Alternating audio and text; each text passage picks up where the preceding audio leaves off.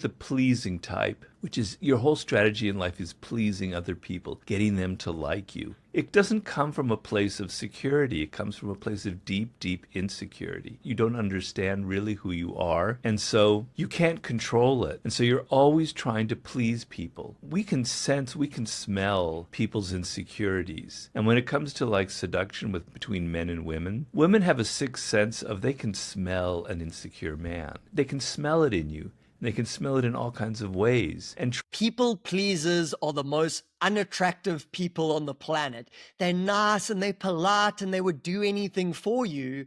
But why do we feel almost like a repulsion towards these people? And this is not even women feeling repulsive towards people pleasing men or nice guys, as we call them, but even men that you know. I know some men that are people pleasers, like deep. And the more of a people pleaser they are, the more I'm like internally repulsed by them because they've just got like this needy energy, even on the surface, like, oh, I bought you this, or like this, so nice. But it's just like this, like graspy, and it's like, it's like an ick that you want to get off of you as soon as possible. Now, Robert Greene here, people aren't a big fan, like, oh, he's very manipulative. Like, I'm on a higher level of consciousness where all that stuff doesn't apply to me. But he's exactly right when he says, woman can smell insecurities on a man. This is where pickup, I think, failed a lot of guys. It's helped a lot of guys too, and there was a lot of good things, but sometimes guys are just trying to plaster on an outer appearance of being attractive, because ultimately if you're learning like day game or even like online dating, it's like, this is what a cool guy looks like and this is what a cool guy says. So then it's almost like, this is who I'm presenting myself to be, but underneath this I have like this mountain of insecurities.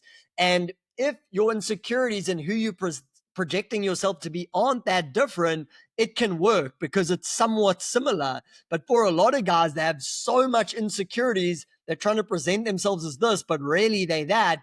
The women smell this, and we call this an incongruence gap.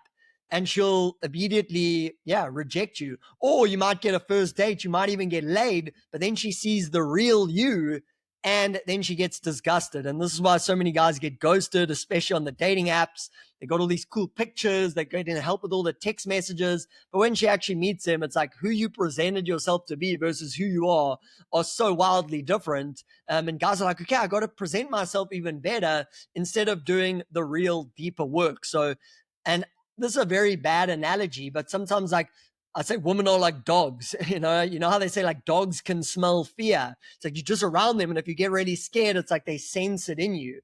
It's the same thing with women. They can see straight through all your nonsense. Maybe if you're very fucking crafty and manipulative, you can move beyond that. But for most guys, it's like, yeah, she sees your insecurity. She sees beyond that. So get to work. Most guys have these issues and they're single and they think like, I just need to get in a relationship. But when you get in a relationship, it just exaggerates all the issues that you had when you were single. They get even worse, they get even bigger, they get even more blown up.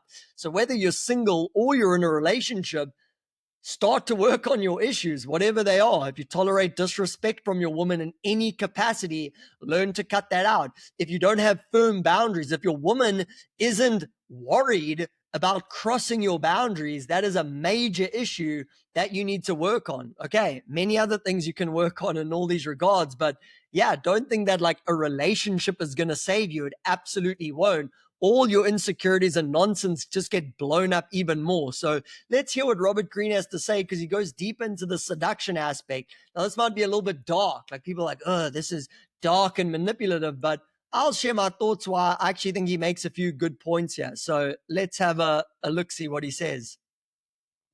So hard to be nice secretly indicates that you're actually very weak inside, and it's very much a turnoff. It's very anti-seductive. And so you want to be nice, but you want to be strategic about it. You want to know, sometimes I don't want to be nice. Sometimes I want to create boundaries. Sometimes I want to pull back. I want the woman to know she can't take me for granted. I'm not interested in her. The moment you show her that you're not interested in her, she's going to be much more interested in you. You're willing to play a little bit that tough part of it. You're in control. You're strategic. You know when to use absence and when to use presence, when to text them and call them, and when to disappear for a week or so and make them feel like they can't take you for granted. There's a lot of points there that he's touching on, and we could break a lot of them down. But understand that dating and seduction is a bit of a game. You're playing a game. It's supposed to be fun. It's supposed to be interesting. Guys are like, yeah, I'm done with the games. I'm tired of all these little games. It's like, okay, cool. Well, that's what dating and seduction is. How about getting good at the game? How about beating the game and not being so attached to the game? It's like you're seeing yourself playing out this thing. And it's like you just met someone. It's like, this is what I want. This is what I don't want. And are you like in or out? Okay, maybe some girls are going to be down with that, but it's like, that's what attraction is. It's like, do I have this person? Don't I have this person? Are they in? Are they out?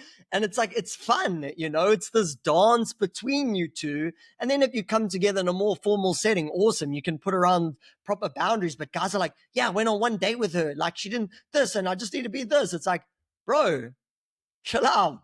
Smile, have fun. Seduction is a fun game, but guys, it's so serious. It's life and death. What's happening here? Give me the right text message to send. It's like, yeah, man, no wonder that girls aren't attracted to you, because you're coming there with all this seriousness. Oh, this date better work out. This is a life and death situation here, Cindy. And Cindy's like, whoa, don't come to me with all this baggage. The guys who come in lighthearted, who come in carefree, easygoing, those guys have this fun energy that people want to be around. Okay. Absence and presence is an extremely important part of seduction, not just in short-term attraction when you're single, but even in long-term. What happens with couples that stay together, they do everything together, they're all there all the time? Well, attraction just goes out the window. So yes, you do have to be strategic. Maybe you go away with your guys on a weekend away. Maybe she spends some time away with her girls.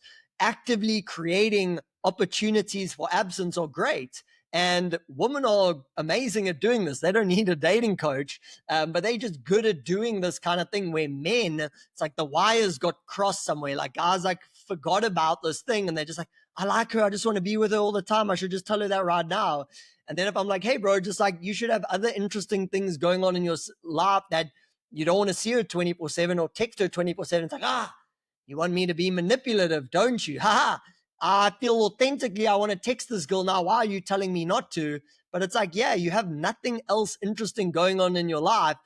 This girl might have seen you as somewhat interesting, somewhat attractive, but you're just about to take a fat dump on the flame of her attraction because, yeah, you have nothing else interesting going on in your life. And that's really sad to see. So I don't think anyone should be manipulative and do all things, but play the game as well. And don't take it so seriously. Enjoy it. See the fun side of it. Laugh about it instead of being like, I see what she did there.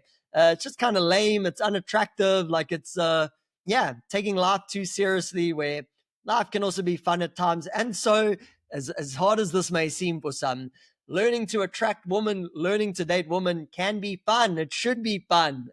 But I don't know. What's your experience? How much fun do you have in seduction on dates? Most guys, it's this like test. They see seduction as like an exam, like pass or fail. And no wonder their attraction efforts aren't really well paid. So, yep, have some more fun in your seductions and your attractions. And yeah, you're going to get a lot better results. I'll see you in the next video. Bye bye.